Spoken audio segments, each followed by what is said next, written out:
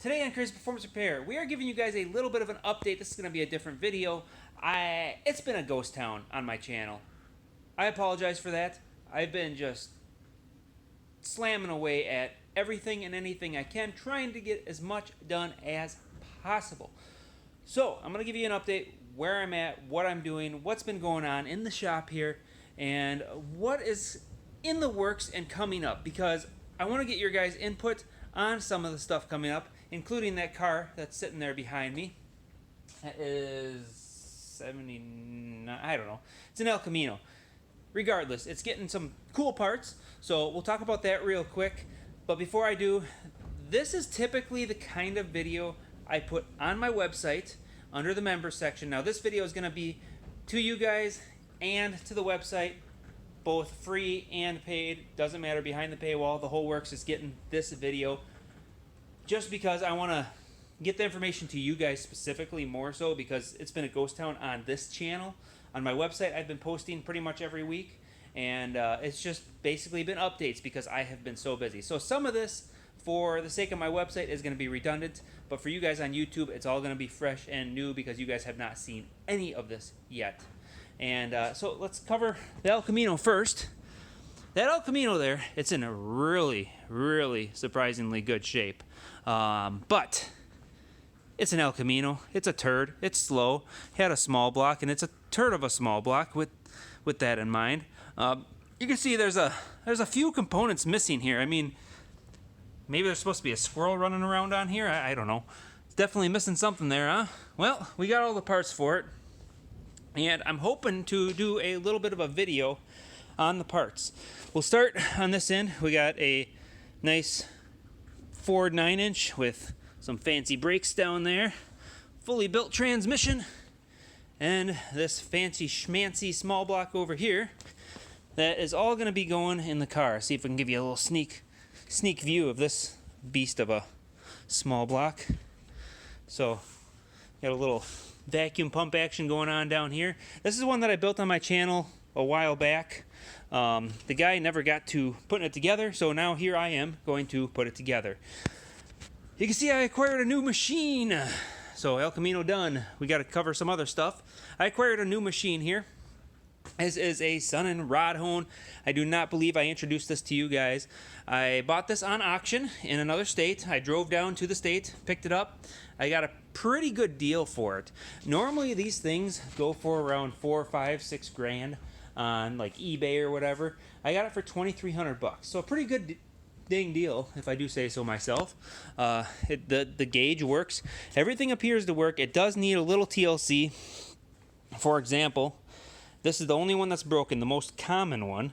This is for like small block or LS rods, the bore size of a rod. There is a short version of this that will fit as well, so I will use that for now. But this is for the wrist pin size one. But somebody had kind of welded it up and then mangled it and whatever. I don't know if I'll fix it. I'll try and find a new one first. I may find a new one, hopefully. Otherwise, I'll fix it. I'm getting pretty creative with the lathe and the mill. And speaking of the mill and the lathe, I am working on a project there. But this needs some hone stones. I need to get honing oil for it because it did not have enough. The guy who was using it before did not use it much. And it was this clean pretty much when I got it. All I did was wipe it down. Besides that, it was actually really clean and in excellent shape. The gauge here is very foggy, but you get up close and it's not so bad. You can read it. So I don't know if I can address that or not. Maybe I can fix it. I haven't looked into it yet. I'm not too worried about it. The machine seems to work and I don't need it right now. First things first, I need some other equipment first. So here is the mill that I acquired. Now, I did mention this on the channel. We are doing some of the tools. You can see I got a bunch of tools. These are for that lift or release tool that I sell on my site, and kind of in process of building those. I'm going to have to take all this stuff down and put it aside tonight. I'm going to actually work tonight yet. This is Friday night and probably 10 o'clock already, but I'm going to start preparing for some work here tonight. I have to take this thing, and I'm making a collet for my valve grinder. I'm going to see if I can find the original collet here. I forgot to look for that before I started this video. Wow, that took me forever to find. The friggin' thing was hiding underneath here. It had rolled back behind her. But this is what I need to build. So I'm making it a little bit different. This one here, it's got a huge hole. So you can see the... Oh, hang on, I'll set them next to each other here. See the size of the hole difference? So the valve, I'll show you in a minute, but that valve grinder is meant for like tractor valves and stuff. It's meant for huge stuff, like the old John Deere's one. It's a really old valve grinder. It's really cool. It took a bunch of time restoring it. With that said, I am making one of these guys. My first one failed. I'm making another one. This one now I know what to do to make it actually function properly. I know what I lost on my first experience. Now the reason I have to make one, you can see this is broken here. I could try and weld this, but this is actually heat treated too. So if I weld this, it's not going to work right. Plus, this collet does not center the valves in the valve grinder properly. They wobble inside the grinder when I use this collet. The first one that I had made actually worked until it broke. Well, I made it too thin, so I failed because I made it too thin. It did work, but it, like I said, failed. It was true until I over-tightened it, and all hell broke loose. With that, let's go ahead and head out to my shipping container and show you guys what exactly is the update in the container and why I haven't been on here. I mean, all this just adds up. I've also done several vehicles. You can see the Corvette is done. A lot of it all adds up. The Corvette, actually, I had to tow it to a place about 6 hours from here. I think it was 6-hour drive from here, east of here, and it's at a dyno right now and getting taken care of there. Once that's done, I got to go pick it up. I got to drive it all the way to Arkansas. A lot of driving around lately. But let's go ahead and hop out to the shipping container here. Now I skipped the outside walk because it is insanely windy out there. It's just crazy. We got like 50, 60 mile an hour winds right now. It's absolutely incredible. I did some rearranging on some shelves. I know you guys want to see that little thing in the corner there. I'll show you in a minute. Got more tool processing going on out here. And you can kind of see, if you remember what this was before, it's been reorganized a bit. This was not all here before. And down there, that's actually a seat grinder for doing the valve seats on cylinder heads and whatnot. That does work. I do have stones, so I can do a couple of LS heads for now. I'll be able to do the basics, but I have to get some stones ordered. Actually, I'll go ahead and show you that first quick, just because it's going to drop all these things down, but whatever. So I'm going to open this up. You can see I have, this is for cutting the seats, or the grinding stones at whatever angle. The stone's there, and arbors are back there. It's pretty dark back here. And then these are the things that the actual tool itself spins and the stones are attached to. Now right now I have this newer stone on there. I cut it. I was trying to practice with it. I got to do some practicing before I do the first set of heads I got here. I got to make sure I can get them right. I know what they need to be like. I just have to get practice so I can make sure I do it right the first time rather than test it on somebody else's vehicle. I do have a set of heads here I'm going to test on. And I actually have a vehicle here that's going to be possibly the first candidate if it diagnoses needing heads. Now, to the sweet machine.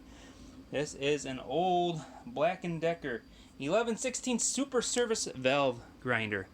This thing is friggin' cool. It was hideous beforehand, and perhaps I'll make the thumbnail for this, the before and after of this thing. But this thing is pretty god dang cool. Of course, that thumbnail won't go up till later because I'll have to edit it. I'm going to post this video right away just so that I get it out for you guys. This is the stem grinder. The valve, we got a valve here that I was playing with trying to test the collets. The valve sits up in here and goes against there, and then the stem sticks out, and then you have to set your position and you grind the stem. That's for, oh come on, it's focus. The very end there, you can see it's kind of worn funky. It's not exactly perfect. It's this one's pretty good, but when you cut the seat area where it lands on the seat, you basically bring the stem up.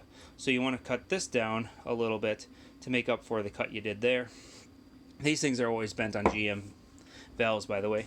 But the collet sits inside of here. So there is this piece that sits in here like this, and then the collet sits between that and the very front. Now I don't know if we'll be able to see it.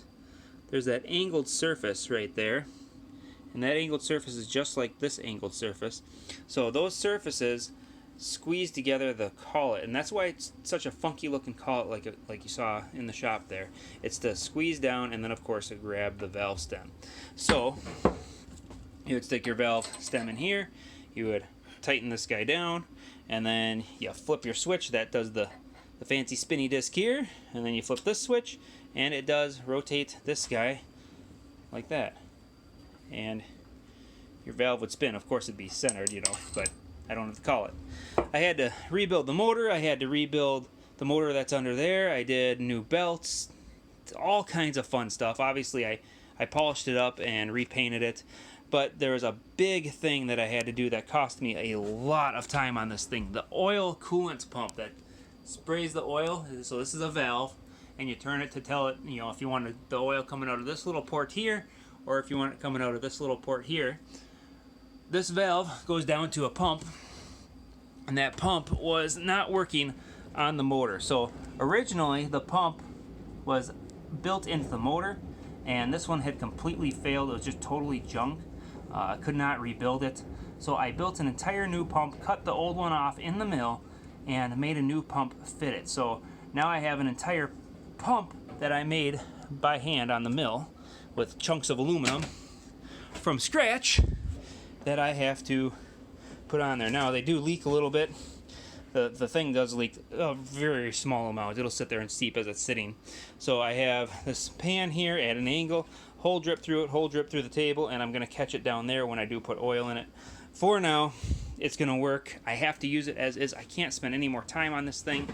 It has consumed me far too much already. So there is kind of summed up what I've been doing. You see, this is where I'm going to do my everything except for milling the cylinder head. I'm going to do right in this little area here as far as seats and valves go. So this is kind of what I've been doing, and we'll go back to the shop here to finish this up. Never mind, I guess I lied. We're back in the shop, but we're not going to finish it up in here. I am going to attempt to go outside in the wind. Hopefully it doesn't distort the video too bad. We're going to go out there, and I want to show you one more thing that I did. Now, normally, like I said, this would be on my website, this kind of stuff. I just did a whole bunch of summing up all in one somewhat short video. I'm going to throw something on that I normally would not at all even consider sharing on YouTube, but I'm going to share it anyway, just for you guys, just to give you guys a little bonus out of the deal. I'm trying to negate some of my shopping expenses this year, and I'm going full-on garden. I'm going to be doing, I got some stuff started here. I just kind of started the seeds so that they can start growing before I actually plant them. But I'm going to do a cool little planter right outside the shop here. So I'm going to look through the door. I don't know if you'll be able to see that. Yeah, you guys can see that. It's really windy though, so hopefully you guys can hear me good.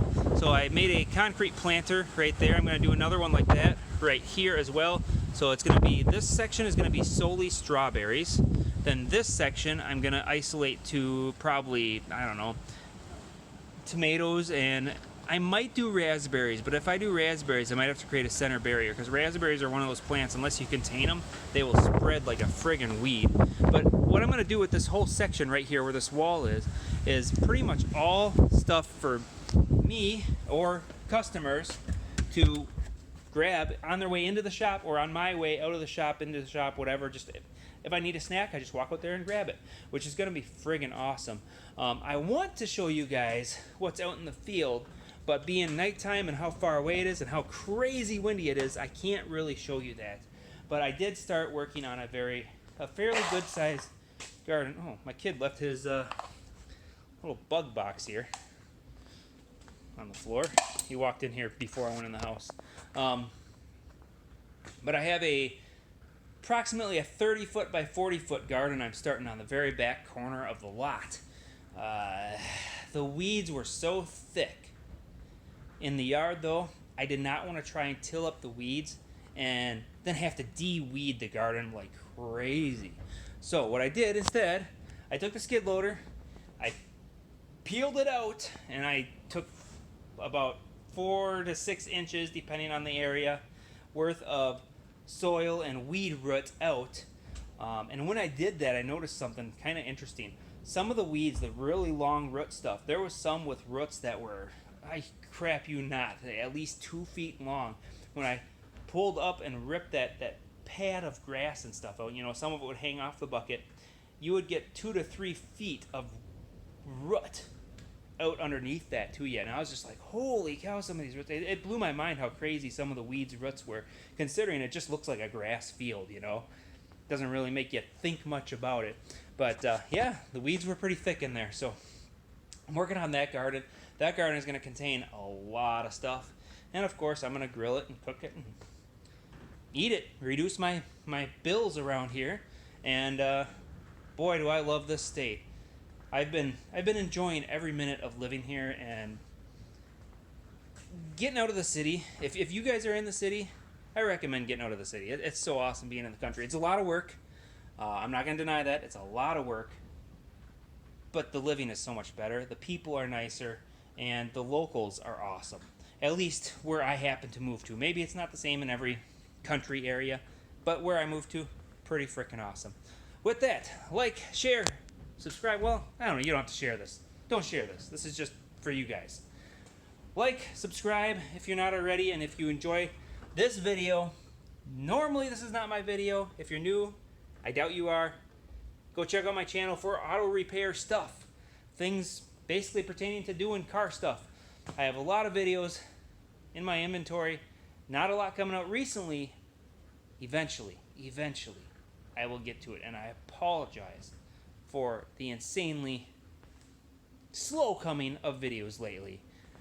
I want to get back to my weekly video. It's just going to be a while. I just got way too much going on. Shout out to the guy from Sturgis that dropped this vehicle off today. If you happen to watch this video, I'm getting your truck in first thing next week so that I can diagnose it. And that will probably be a full AFM delete is my guess. Based off of the scenario. He knows this already. I'm just telling you guys so that you're ready for it. If I decide to throw something up on video, there you go. If you want something specific when I do that job, if you're looking for anything, leave a comment down below. With that, we will see you guys on the next one. Thanks for watching.